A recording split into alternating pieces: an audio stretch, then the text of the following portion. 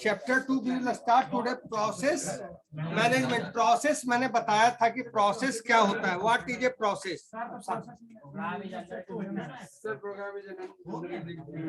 Chapter 2 नहीं हुआ है, क्वेश्चन आया होगा, ऑब्जेक्टिव आया होगा। तो सर वो objective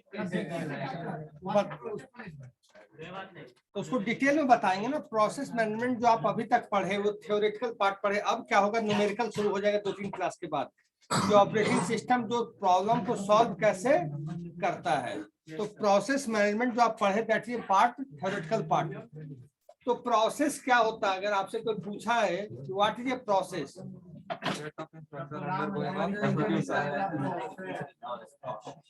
set of instructions,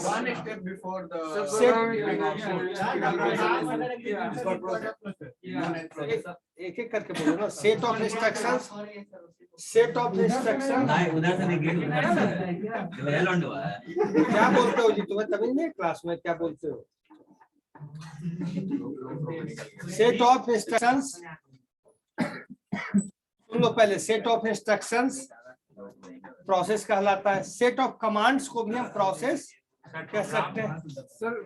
programme जब सेट ऑफ कमांड्स, फिर program under execution is called a process. जब प्रोसेस मतलब जब चीज जो एक्टिव है, जो चल रहा है, उसे प्रोसेस हम बोलते हैं। जब कोई चीज एग्जीक्यूट हो रहा है, अंडर प्रोसेसिंग मोड में है। जैसे आपको बताए थे 2 प्रकार की मेमोरी होती है, प्राइमरी मेमोरी और सेकेंडरी मेमोरी।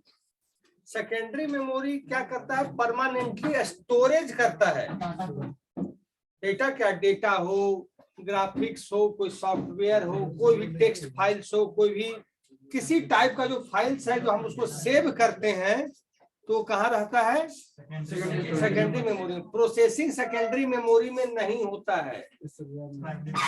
केवल सेकेंडरी मेमोरी काम होता है कोई चीज को हम रखने के लिए, कोई चीज को स्टोरिंग प्रोसेस करने के लिए। काम कोई भी वर्क एग्जीक्यूट करेगा प्राइमरी मेमोरी के अंदर ही। तो प्रोसेस तो सीपीयू में ना होता है। सीपीयू क्या करता है, सीपीयू के अंदर प्राइमरी मेमोरी रैम और रोम। सीपीयू के अंदर होता है रैम रोम, कौन बताया है। वो वेन और न्यूमेरिकल का वेन डायग्राम ना नहीं, वॉन न्यूमन मॉडल कैसे बता रहे हैं हम। पूछे सर प्रोसेस तो सीपीयू के अंदर ना होता है। प्रोसेस जैसे हमें अभी जूम, सुन लो, जूम पे अभी हम काम कर रहे हैं, जूम अभी चला रहे हैं, जूम इज ए प्रोसेस। कोई भी एप्लीकेशन जब हम एग्जीक्यूट कर रहे हैं, एमएस वर्ड पे कोई काम कर रहे हैं, MS Word is a process. MS Excel पे कोई काम कर रहे हैं, MS Word is a process. PowerPoint पे कोई काम कर रहे हैं, PowerPoint is a process. C language पे हम कोई काम कर रहे हैं, एप्लीकेशन क्या हुआ, तो application is a part of process. कोई भी एप्लीकेशन, जैसे आप कोई वेब ब्राउजर, क्या वेब ब्राउजर हम चलाए, एप्लीकेशन सॉफ्टवेयर है। तो कोई भी सॉफ्टवेयर सब अपने आप में एक प्रोसेस है। Everything is a process.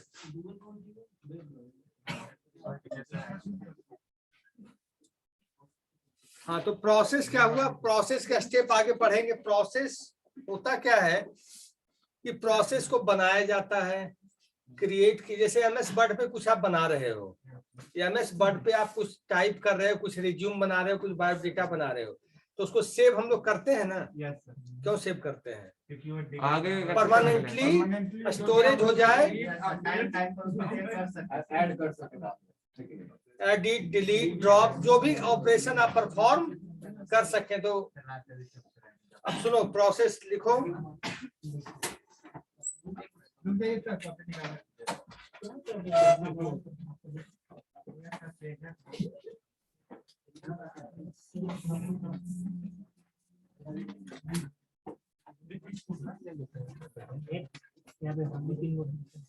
तुम लोग लिया नहीं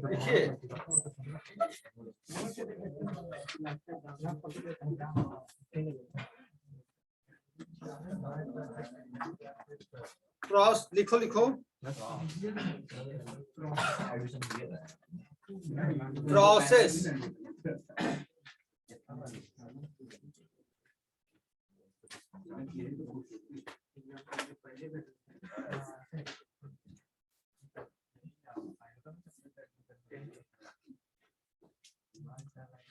देखो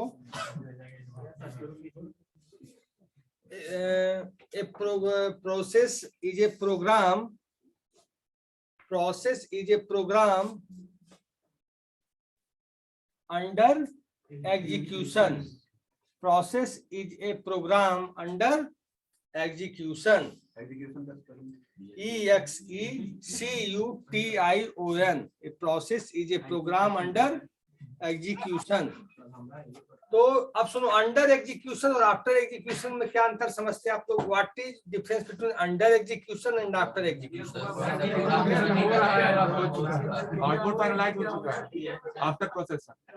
अंडर एग्जीक्यूशन सिंपल सी बात है, अंडर एग्जीक्यूशन का मतलब अभी उस पे काम हो रहा है, अभी उस पे work process is going on, कुछ भी काम हो रहा है। जब एप्लीकेशन चल रहा है तो process is working, process is under working process. जब प्रोसेस एग्जीक्यूट हो गया तो आफ्टर प्रोसेस, जिसको हम लोग प्रोग्राम कर सकते हैं। देखिए second point, process is an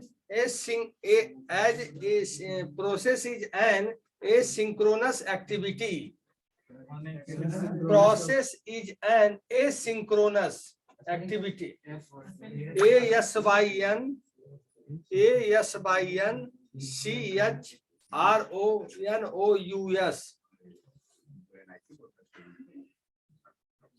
A process is an asynchronous activity. asynchronous का मतलब,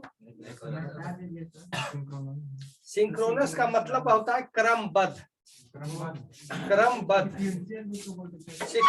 इसको सीक्वेंशियल भी हम बोल सकते हैं, या आफ्टर वन मतलब सीक्वेंशियल मैनर में। अब क्या हुआ, एसिंक्रोनस। एसिंक्रोनस का मतलब ध्यान दो, एसिंक्रोनस का मतलब मान लीजिए 6 प्रोसेस पे काम चल रहा है, 6 प्रोसेस पे काम चल रहा है, ठीक है। प्रोसेसर सीपीयू ऑपरेटिंग सिस्टम अपना काम कर रहा है कि एक प्रोसेस से दूसरे प्रोसेस पे स्विचिंग हो रही है।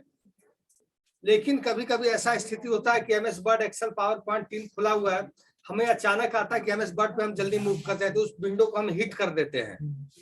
उस विंडो को हम माउस के द्वारा, कीबोर्ड के द्वारा हिट करके फिर उस पर काम करने लगते हैं, जिसको क्या करने का, क्लिक करते हैं भाई, क्लिक कर सकते हैं, हिट मारते हैं पेज को, क्लिक कर सकते हो। कभी-कभी एप्लीकेशन इज नॉट रिस्पोंडिंग बोलता है,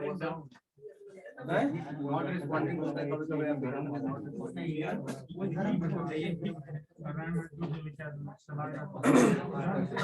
बैठो, स्थिर से बैठो। पहले एप्लीकेशन क्या होता है, नो रिस्पोंडिंग, कभी-कभी नॉट रिस्पॉन्डिंग आता है, उसको रिसोर्स जितना चाहिए मिल नहीं पाता है। जैसे आप सोच रहे हो कि एक सीपीयू है और 10 प्रोसेस खुल गया, 12 प्रोसेस खुल गया, तो उसी सीपीयू को सारा चीज प्रोवाइड करना है उस प्रोसेस को। एक चीज नहीं, एक प्रोसेस एग्जीक्यूट होने के लिए काफी चीजों की जरूरत पड़ती है, रैम की, रोम की, सारा हार्डवेयर कॉन्फ़िगरेशन की। हार्डवेयर कॉन्फ़िगरेशन सिंपल सी बात, और एक समझो जो सॉफ्टवेयर से तुम समझ सकते हो, एक फाइल्स है, एक मूवी फाइल है, एक मूवी फाइल है जो एफ ड्राइव में रखा हुआ है, ध्यान देना। एक मूवी फाइल है एफ ड्राइव में रखा हुआ है, उसको हम लोग चलाना चाह रहे हैं। 2 मीडिया प्लेयर का यूज कर रहे हैं हम चलाने के लिए, VLC भी कर दें और मीडिया प्लेयर से भी, तो उसी मूवी को, पार्टिकुलर मूवी को चल जाएगा। लेकिन दिक्कत क्या होगी, आवाज कोलाइड कर जाएगा, कॉलिजन हो जाएगा। तो जब एक एप्लीकेशन, जब एक टाइप का एप्लीकेशन, एक एप्लीकेशन को 2 सॉफ्टवेयर चाह रहा है चलाना, तब तो ये प्रॉब्लम आ जा रही है। तब प्रॉब्लम आ रही है कि नहीं? आवाज फंसते फंसते आप उस चीज को समझ नहीं पाएंगे। तो प्रोसेस मैनेजमेंट का मेन काम यही होता है कि जितने प्रोसेस हैं, 1 2 3 4 5 6 10, सबको ऑपरेटिंग सिस्टम कैसे रिसोर्स अवेलेबल कराए। रिसोर्स का मतलब मेमोरी हो गया, क्योंकि मेमोरी आपको पता है कि ऑपरेटिंग सिस्टम जो रैम होता है, सारा प्रोसेस एग्जीक्यूट रैम के अंदर ही करता है। हार्ड डिस्क केवल रखने की जगह, हार्ड डिस्क केवल रखने की जगह, वहां प्रोसेसिंग नहीं होती है। हार्ड डिस्क में केवल चीजों को रखा जाता है। प्रोसेसिंग या जब भी प्रोग्राम एग्जीक्यूट करेगा, जब भी प्रोग्राम रन करेगा, तो उसको रैम में आना ही आना होगा।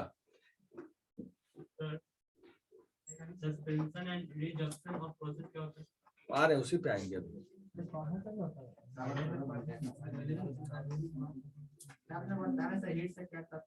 हिट का मतलब जैसे हम अभी जूम पे काम कर रहे हैं और MS वर्ड खोलना है, तो MS वर्ड वाले क्लिक करने को हिट कह सकते हैं कि उस पेज को हमने हिट किया। और मिस दो है ना, एक हिट और मिस। हिट मिस तो रेशियो में आता है, तो कैसे का जब इंटरनल पढ़ोगे पेज फ्रेगमेंटेशन तब क्लियर होगा वो। समझ गए? अब लिखो प्रोसेस इज नोट, सुनो इधर, प्रोसेस इज नोट, हाँ, process is not the same as program, process is not the same as program, full stop. Process is not the same as NOT. Process is not the same as program. बहुत जल्द numerical में घुसेंगे हम लोग, फिर आप लोग को ज्यादा मजा आएगा। उस पर दिमाग खर्च होगा आप लोग का, थोड़ा तो मजा ज्यादा आएगा। Process is not the same as, सुनो, process is not as the same as program. अब सुनो क्यों सेम नहीं है? प्रोसेस को बोलते हैं हम लोग एक्टिव एंटिटी, प्रोसेस को बोलते हैं हम लोग एक्टिव एंटिटी, और लिखा दूंगा अभी। प्रोग्राम को बोलते हैं पैसिव एंटिटी। क्यों बोलते हैं खुद समझ रहे होगे क्यों बोलते हैं। सर क्योंकि प्रोसेस उस टाइम पे हो रहा होता है, प्रोसेस एग्जीक्यूट करता है, प्रोसेस वर्क करता है। जो काम करेगा उसको एक्टिव बोला जाता है, नॉर्मल सी बात है। जो काम नहीं करता उसे पैसिव बोला जाता है। तो प्रोसेस एग्जीक्यूट करता है, प्रोसेस काम होता है, प्रोसेस वर्क होता है। देखिए फुल स्टॉप का लिखिए, process is more than a program code. A process is more than a program code. A process is more than a program code, full stop.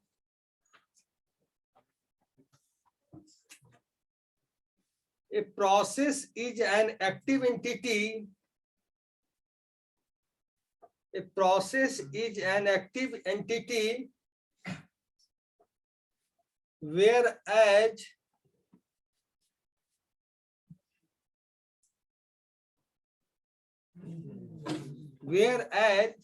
program is called as,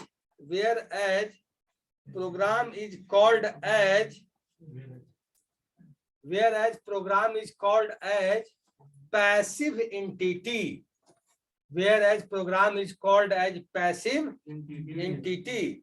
ये exam का question पूछा जाएगा आप लोग को external में, what is difference between active entity and passive entity, ये पूछा जाएगा एक्सटर्नल एग्जाम में। जून जुलाई अभी कहाँ लगाओगे। देखो प्रोसेस के अंदर क्या क्या होता है, देखो जितने प्रोसेस काम करते हैं, देखो जितना भी प्रोसेस इस सिस्टम में, मान लीजिए हम 10 प्रोसेस पे काम कर रहे हैं, कितने 10 प्रोसेस पे काम कर रहे हैं, तो 10 प्रोसेस अपना पीसी ब्लॉक डेवलप करता है। क्या ब्लॉक करता है? पीसी ब्लॉक, जिसको बोलते हैं process counter block, PCB block, process counter block. PCB में क्या होता है? पीसीबी में होता कि हर प्रोसेस की, सिस्टम में मान लीजिए 10 प्रोसेस चल रहे हैं, 20 प्रोसेस चल रहे हैं, तो सारे प्रोसेस की अपनी एक यूनिक आईडी होगी। एवरी, आप सोचते होगे कि सिस्टम कैसे चला लेता है 10 प्रोसेस, 20 प्रोसेस, 50 प्रोसेस, तो हर प्रोसेस की अपनी एक यूनिक आईडी होती है। जैसे अभी हम जूम चला रहे हैं तो जूम की अपनी आईडी होगी, MS वर्ड खोल देंगे तो MS वर्ड की अपनी आईडी होगी, एक्सेल चलाएंगे तो एक्सेल की अपनी आईडी होगी, पावर पॉइंट चलाएंगे पावर पॉइंट की अपनी आईडी होगी, मूवी चला देंगे तो मूवी की अपनी आईडी होगी। तो जितने भी प्रोसेस होते हैं, what ever the process is running into your system, every process has its own ID, its own PCB.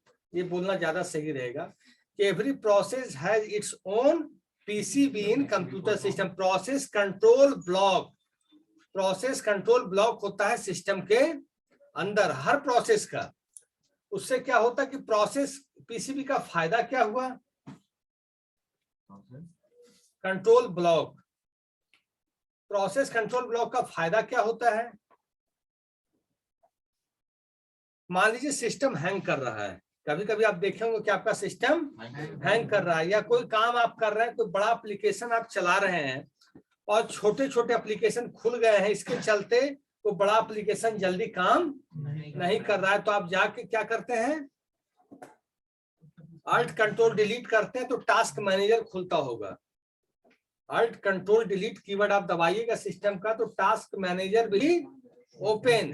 Task manager में देखिएगा कि आपका एक एक चीज दिखा देगा। अगर प्रोजेक्टर जोड़ सकते हो तभी दिखा दें।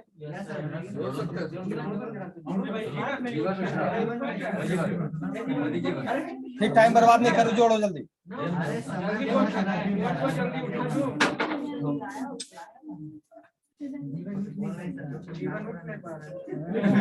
जीवन दूसरे को क्या देगा? लेना है तो बोलो। चलो बहस नहीं करो, चालू हो गया।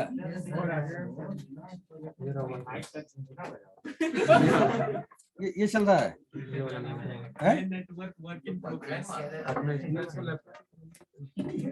ये कौन सा है? यही है पक्का?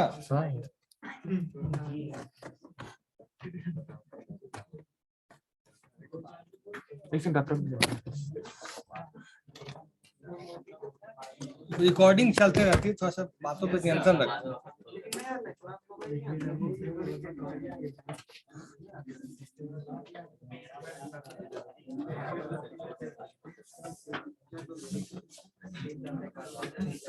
देखो यार,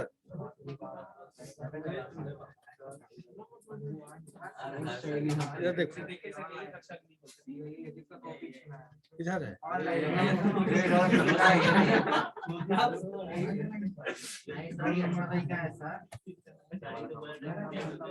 उतना क्यों, कंट्रोल से टच करिए ना। इधर देखो,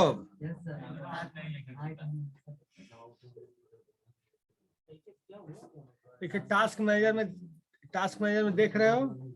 अब हमारे प्रोसेसेज पे दिख रहा है? नहीं दिख रहा है सर। एक मिनट, तुम लोग को सीपीयू कितना यूटिलाइज हो रही है? सीपीयू देखो कितना चीज चलता है। तुम लोग को लगता है कि जो प्रोसेस एग्जीक्यूट करता है कितनी चीजें चल रहा है, सीपीयू का यूज हो रहा है? ऊपर देखना, जैसा ऑनलाइन उन बच्चों को जैसा शेयर कर। एक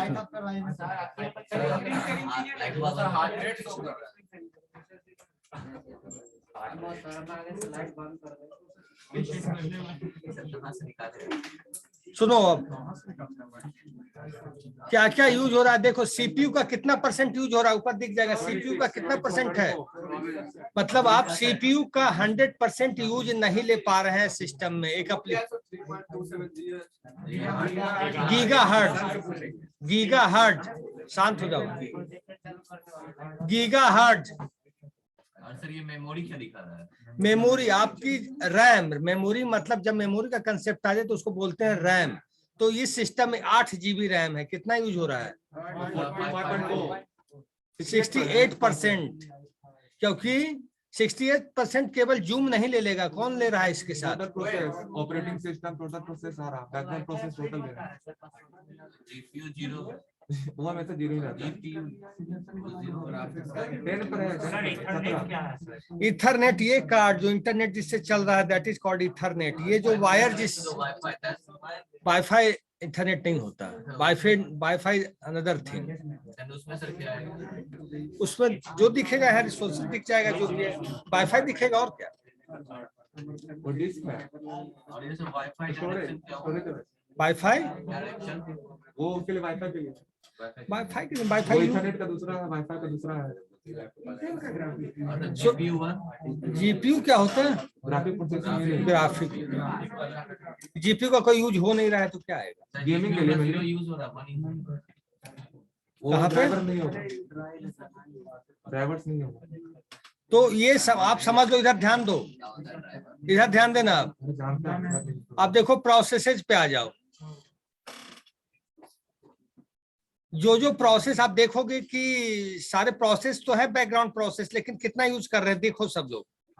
0 0 0 0, क्योंकि चल नहीं रहा है तो क्या यूज दिखेगा आपको।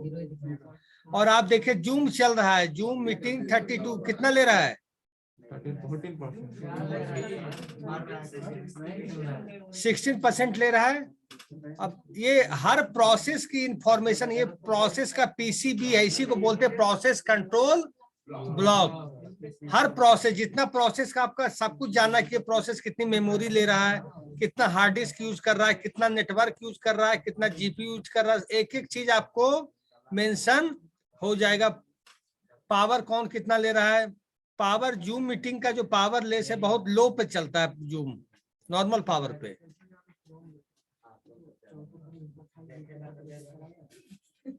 ठीक है, तो ये पीसीबी अभी आप देख रहे हो कि जूम मीटिंग है। अभी हम आपको एक चीज और दिखाते हैं, सुन देखिएगा। हम एक्सेल खोल देते हैं, एक्सेल खोल देते हैं।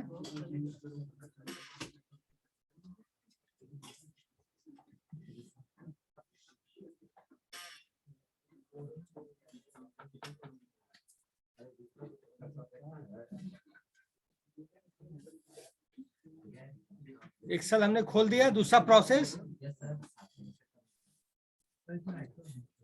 इस पे हमने देखना है यार, एक्सेल खोला, रुक जाओ ना। ठीक है, एक्सेल ओपन कर दिए, फिर हम गए टास्क मैनेजर पे।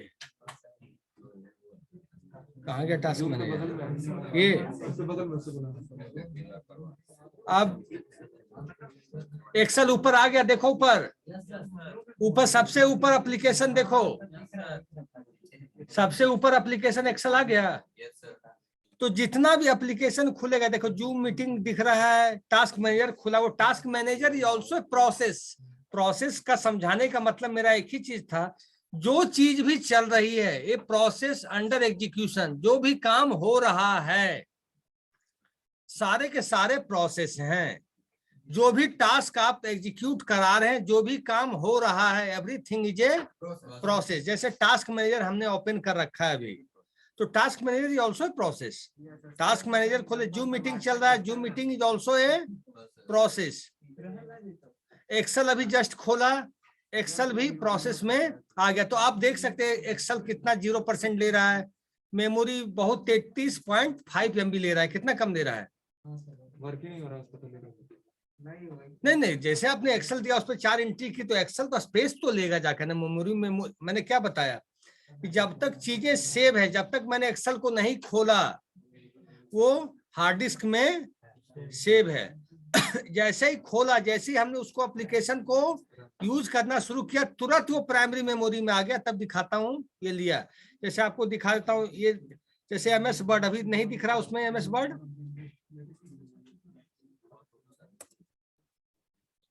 वर्ड उसमें नहीं दिख रहा है ना अभी।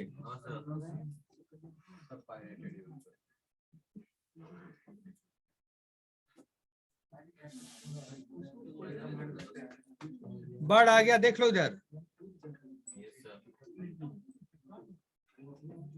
इस पे हमने किया,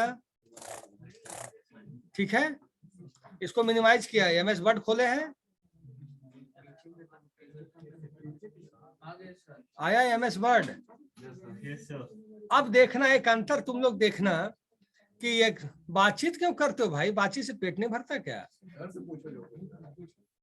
एक्सेल कितना मेमोरी लिए हुए है, ऊपर देखना, एक्सेल कितना मेमोरी लिया है, नहीं 33। और माइक्रोसॉफ्ट वर्ड कितना लिया है, इससे क्या तुम अंतर निकाले, कुछ तो अंतर निकाले होंगे। एमएस वर्ड बड़ा एप्लीकेशन है कि एक्सेल, क्लियर हो गया ना। क्योंकि एमएस वर्ड जब मेमोरी में आया तो करीब 50 MB के अराउंड स्पेस लिया, और एक्सेल जब मेमोरी में आया तो 33-34 MB के अराउंड स्पेस लिया। और जैसे जूम मीटिंग ये सब तो खैर काफी बड़ा है, मतलब एमएस वर्ड के भी लगता है, नहीं इस क्या कहे 1 GB यूज कर रहा है, 143 हाँ 1.5 GB यूज कर रहा है जूम। इससे ये क्लियर हो जाता है कि देखो, अरे तो 2 है वहां पर दिया हुआ है। नहीं नहीं 1432 0.2 है, 0.2 है, 0.2 GB नहीं है, MB में ही है। हैं? तो कर दो ना इसको ऑफ। इतना तो कर देते, वो करेगा वो करेगा। नहीं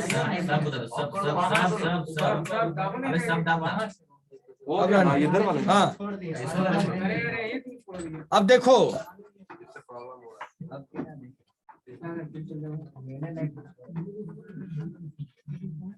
ये क्या है, तो ये पीसीबी है, ध्यान देना, दिस इज ए पीसीबी। आप प्रोसेसेस दिख गए, परफॉर्मेंस अब देखिए, परफॉर्मेंस भी दिख गया। अब देखिए application history, no data available. Startup, startup में कौन कौन से एप्लीकेशन डाले गए हैं, यूजर्स, इसमें एक ही यूजर्स है इस सिस्टम के अंदर। डिटेल्स, इतने डिटेल्स हैं। सर्विसेज, इतनी सर्विसेज सिस्टम के अंदर है। कोई भी सर्विसेज अगर देखनी है कि कौन कौन इस सिस्टम में है, तो ये सर्विसेज अवेलेबल है। तो प्रोसेसेस से आप समझ गए होंगे कि प्रोसेस का टास्क मैनेजर के अंदर हर प्रोसेस का इंफॉर्मेशन रखा होता है। हर प्रोसेस का इंफॉर्मेशन कहाँ पे होता है, पीसीबी।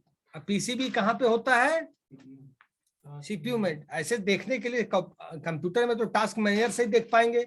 तो टास्क मैनेजर में सारा प्रोसेस की information A to Z, background process की, और जो एप्लीकेशन चल रहे हैं सारा का, जो भी कैलेंडर कितना MB लिए हुए दिख सकता है आपको, देख सकते हैं आप लोग कैलेंडर कितना लिए हुए है। देखो कैलेंडर कितना मेमोरी लिए हुए है,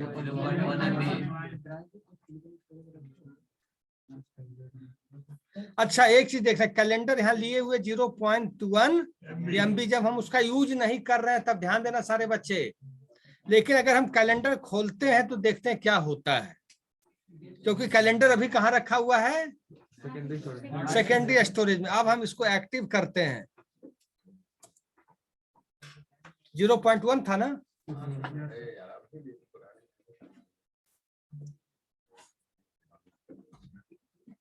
अब देख,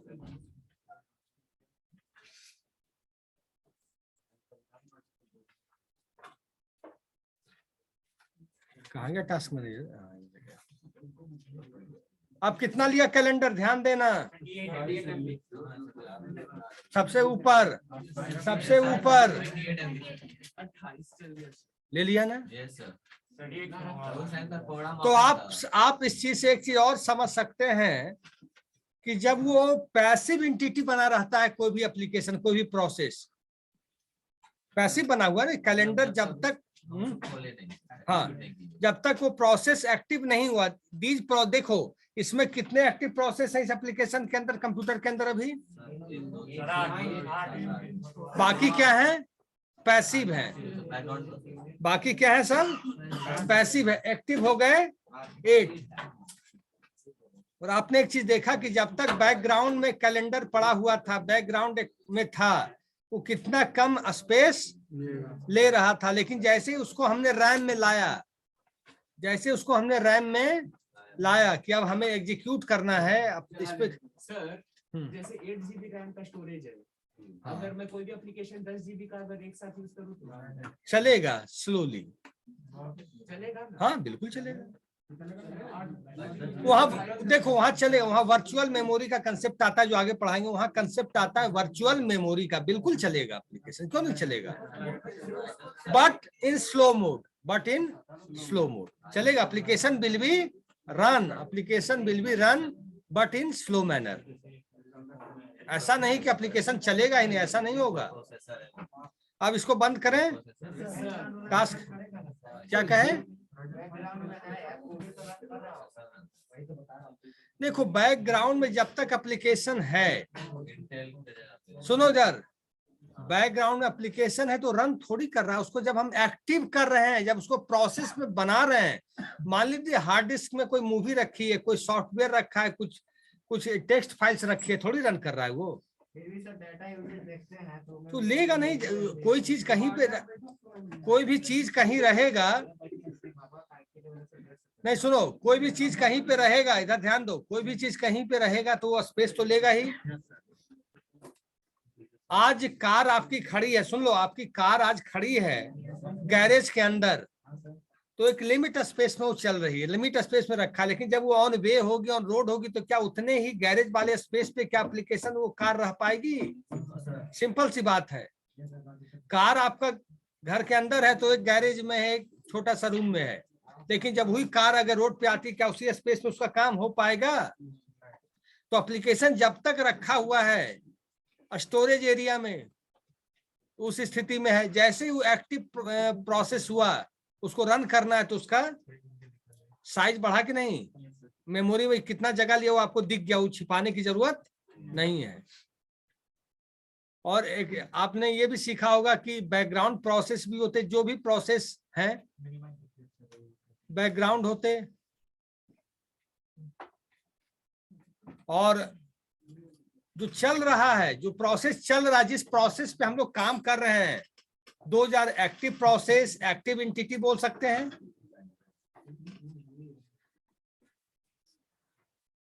अब लिखो, लिखिए, एवरी प्रोसेस, इसी में एरो देख लिखो, पॉइंट बना के, every process has, every process has its own process control block. Every process has its own process control block. Process control block. ठीक है? प्रोसेस कंट्रोल ब्लॉक या block? Block, BLOCK, BLOCK। Process control block में हम लोग क्या रखते हैं, उसको मैं कल दिखाऊंगा। प्रोसेस कंट्रोल ब्लॉक में रहता है प्रोसेस का आईडी। क्या होता है? प्रोसेस का आईडी, इसको लिखा नहीं नेक्स्ट क्लास में। Process counter, process register, process के बारे में A to Z सारी इंफॉर्मेशन कहाँ पे रहती है? प्रोसेस कंट्रोल ब्लॉक के अंदर। जो प्रोसेस मेमोरी में कितना स्पेस ले रहा है, वो प्रोसेस सीपीयू कितना यूज कर रहा है। मान लीजिए सीपीयू आपका काफी एडवांस सीपीयू है, लेकिन आप केवल MS वर्ड चलाओ, तो क्या सीपीयू का प्रॉपर यूटिलाइजेशन हो पाता है? जो हम लोग कंसेप्ट प्रीवियस क्लासों में पढ़े, time sharing, multi programming, multitasking, उसका मेन उद्देश्य है कि हम अपने सीपीयू का प्रॉपर यूटिलाइजेशन 100% कर सकें। जैसे मान लीजिए सिस्टम में 8 GB रैम है, किसी सिस्टम में 16 GB रैम हो सकता है, किसी सिस्टम में 32 GB रैम हो सकता है। तो वो रैम कॉन्फ़िगरेशन हम क्यों बढ़ाते हैं? सीपीयू के परफॉर्मेंस को मैच कर सके, सीपीयू के परफॉर्मेंस को मैच कर सके, और बड़े से बड़े एप्लीकेशन पे हम स्मूथली काम कर सकें। जैसे उस बच्चे का सवाल था कि 10 GB 8 GB का रैम है और 10 GB का एप्लीकेशन है, तो 10 GB का एप्लीकेशन 8 GB पे कैसे चलेगा? It will work but not in efficient manner, it works in slow manner. इसीलिए आज कहा जाता है कि रैम का कॉन्फ़िगरेशन बढ़ाया जा रहा है हर जगह। 8 GB, 16 GB, 32 GB, 64 GB तक का आ गया है सिस्टम जिसमें रैम है। तो वो एप्लीकेशन क्या चलेगा कैसे? तो उसके लिए प्रोसेसर बहुत रहेगा, और रैम टेराबाइट में शायद आ गया। टीवी में रैम टीवी में से नहीं आया, जीबी में ही है। प्रोसेसर आ गया है। Hard disk, sorry hard disk comes into the terabyte, hard disk आ गया है। तो 500 तक ही आया, नहीं 2 TB से ऊपर तक का। SSD तो एक्सटर्नल हार्ड डिस्क होता है एक तरह से, एसएसडी से हार्ड डिस्क रिप्लेस करके एसएसडी लगा है। एक्सटर्नल हो रहा है उसको। तो रैम, आज कहा जाता है रैम का कॉन्फ़िगरेशन बढ़ाने का, हार्ड डिस्क का कॉन्फ़िगरेशन बढ़ाने का मतलब, अच्छा हार्ड डिस्क बड़ा करने से क्या फायदा होता है? हार्ड डिस्क की साइज बढ़ाने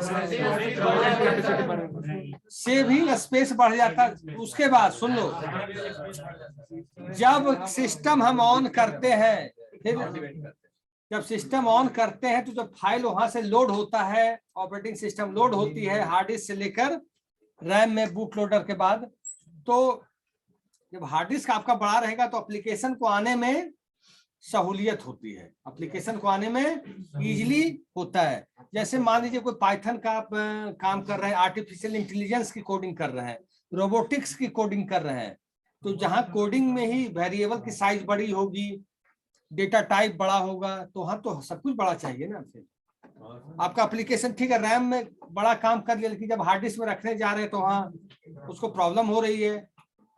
आपको पता है सी कौन पढ़ा रहे हैं? तो जितना भी वेरिएबल हम डिक्लेयर करते हैं, वेरिएबल डिक्लेरेशन डेफिनेशन सीख लिए हो? PLDT सर अभी जनरलाइजेशन स्पेशलाइजेशन DBMS में टेबल बनाना सीख गए हो? क्या सीखे? क्या सीखे? इधर आ जाओ तुम, फोटो खिंचवाओ इधर, जल्दी करो अब मेरा क्लास है। बातचीत नहीं, रिकॉर्डिंग हो रही है समय। करो।